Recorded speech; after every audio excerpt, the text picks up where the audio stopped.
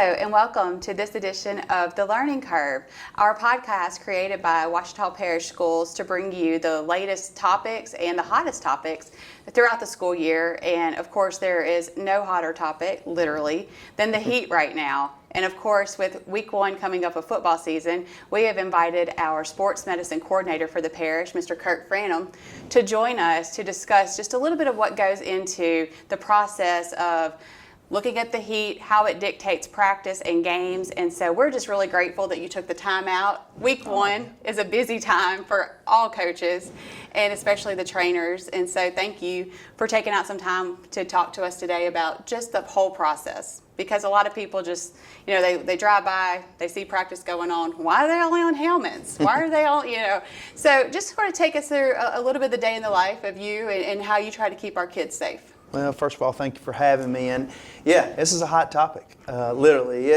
It's something that we've really been kind of just wrapping our heads around for the past couple of years. I mean, these guidelines that we're following now is law. Mm-hmm. And so, we've always tried to apply this in our practices. We're always going to make sure that we have adequate amount of water. We're going to have plenty of rest breaks built into our practice plan.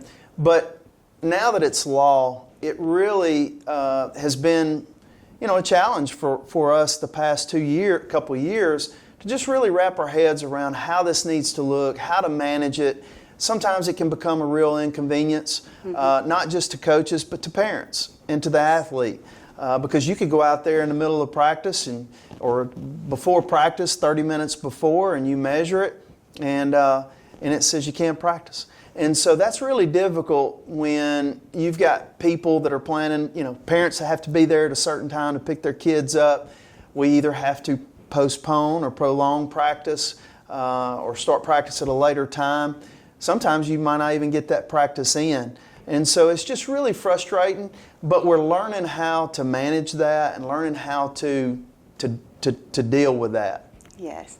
And so lots of different things. This is I don't want you to tell your age because you don't look anything like the age you are and how long you've been in this profession. But what year are you entering right now? So I believe this is about my 31st year professionally. But I think West Monroe, I think this is my 29th season that I'll be working.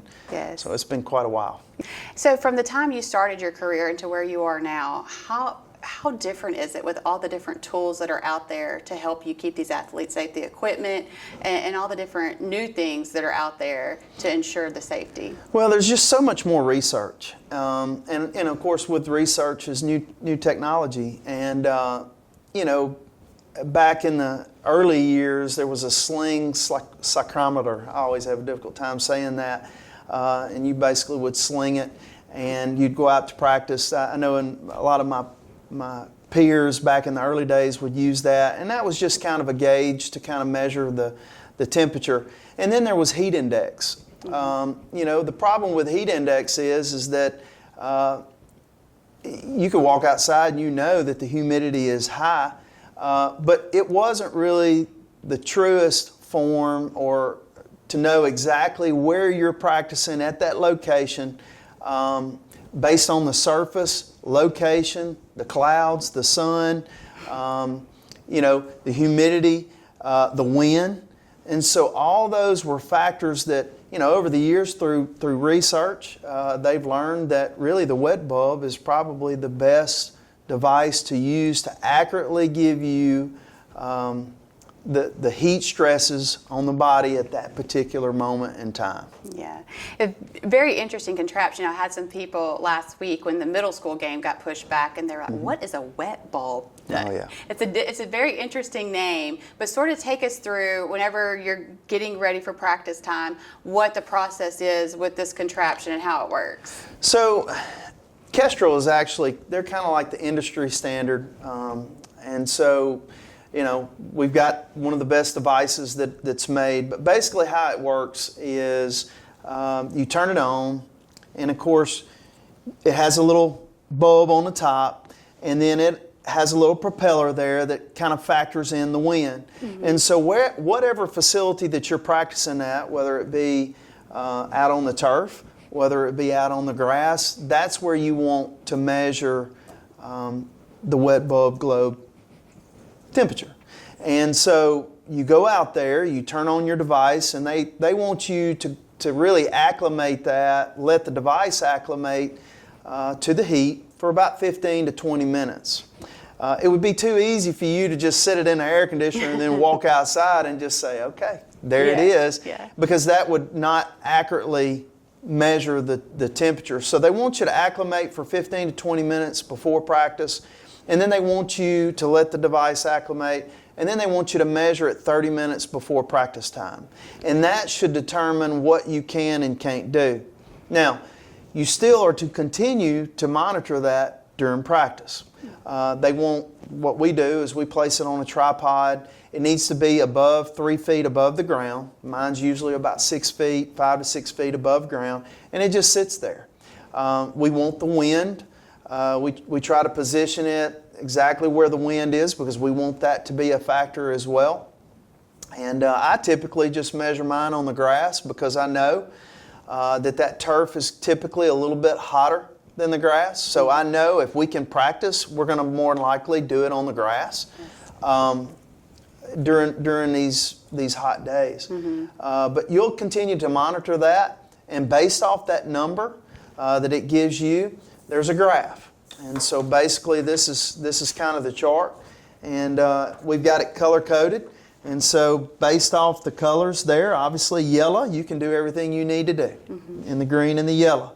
When you get kind of this orange color here, then there's a modification. So basically you can only maybe go out in helmet and shoulder pads, no pants. You can only practice for 2 hours, and you have to have frequent water breaks. And once you get to the red, here you can only practice for 1 hour, and it can't be any equipment. We know that the more equipment that we have on, it's going to heat us up. It's just like having a helmet. By having your helmet on, the heat can't escape. And so, during this time, we don't want any equipment on. And so, obviously, when it gets to the black, that's kind of the danger zone. We can't practice. And so, what do? Well, that's where coaches get real creative. They might go inside to the gym. Like what we've done is we might have offense might go to the new gym. Defense might go and they might meet. We might flip-flop. We might, then defense goes to the new gym and then offense comes and meets. So, coaches try to be creative. You try to maximize, the amount of time that you can, make it the most effective that you can. But it can be a real inconvenience to you at times. Yeah. Off the top of your head, do you happen to know how many times that thermometer has shown the black this past summer? Just last week, we wasn't able to go outside at that particular time. So what Coach elected to do was just go inside the gym. Now, we had a couple of rain days there. We got the lightning played a factor with us. So obviously, if the lightning was within so many miles, then we can't practice outside. So, the environment has really become a big obstacle for us where it didn't years ago. And I think that's something there's just such a big misconception for many of us old timers, I guess, old school type football people. It's just hard to really concept. We used to practice twice daily. We would practice out in the heat, and it was never a factor. But unfortunately, now it's law. And of course, why were these laws created? Unfortunately, it's as a result of losing somebody. Every year you read across the country, there are people that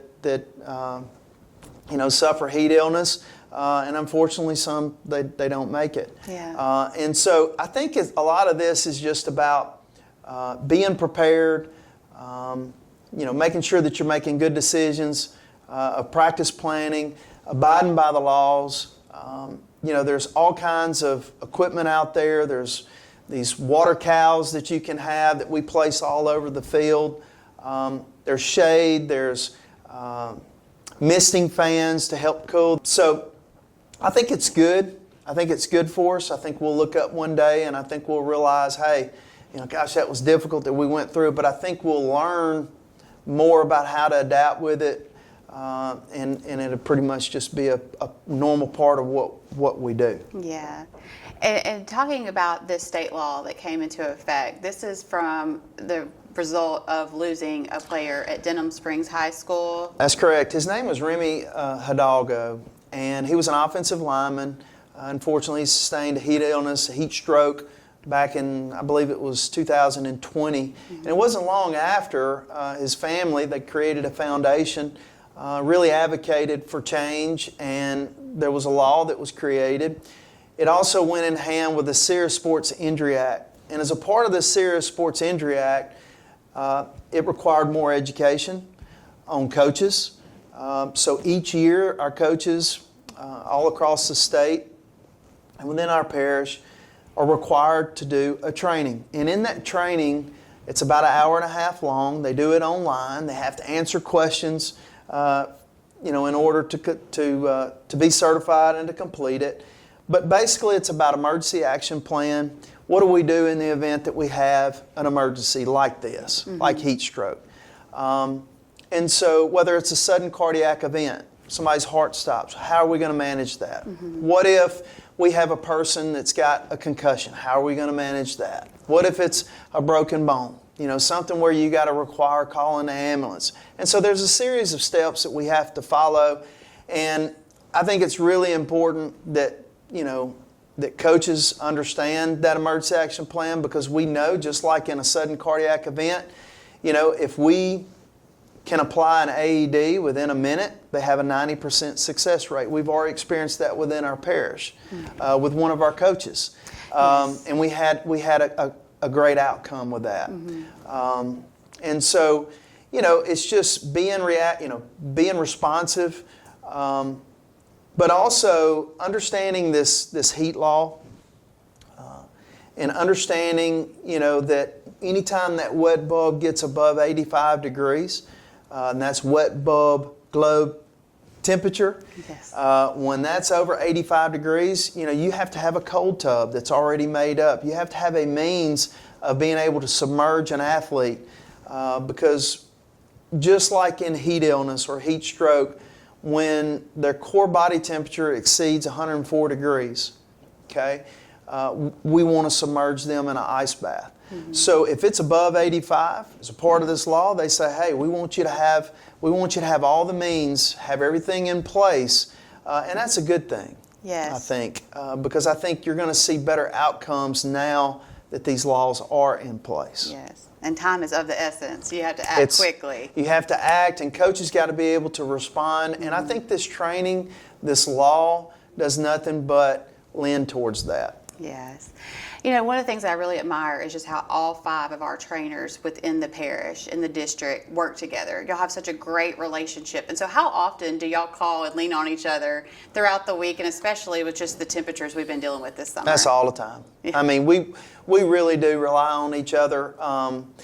Each one of us have our own philosophies. We all have our own ideas, the way we like to do things. And probably if you go to each one of the 5 high schools here, you'll probably see us all managing it a little differently. But one thing that we are unified in is our approach to taking care of athletes. Mm-hmm. 2 of the guys that work with us, Phil Shaw and of course Jansen, we had the privilege of all working together at Glenwood Hospital back in the early years, back in the 2000s and the late 90s. And so by coming on board here with the school system, we really do rely a lot on each other. And of course, we've got Anna Wigley that's at Sterlington, and we've got Sheena Galloway. They're awesome. We do. We kind of bounce ideas off of one another. We all go to these conferences together. We have a state meeting that we all get to go to. We have a national convention that we get to share ideas with. And of course, right now, Phil Shaw is our president of our state association. So he's just a valuable asset to all this as well. Yes. Well, I know we're all excited, and we are so grateful for people like you and all of our trainers around the district to ensure our kids are safe. I know there's a lot of mamas out there that are really grateful for your knowledge and just the background that you have, as well as the other 4 trainers we have in the district. So best of luck this whole season and really just the entire year, because you're everywhere, every sport. It don't ever end. Football ends, and we just move right into the cold season sports, which is soccer and basketball. And like I said, it's a lot of fun. It's very rewarding, and like I said, I'm very grateful to be able to work with a bunch of great men and women, and to have those peers that I have. And so, like I said, we're looking forward to a great year. Yes. Well, thank you so much. On top of everything you have to prepare for, just thanks for taking the time out to talk to us today and to educate so many people out there who really don't know a lot about this contraption and so many things that go into it. So thank you again for your time.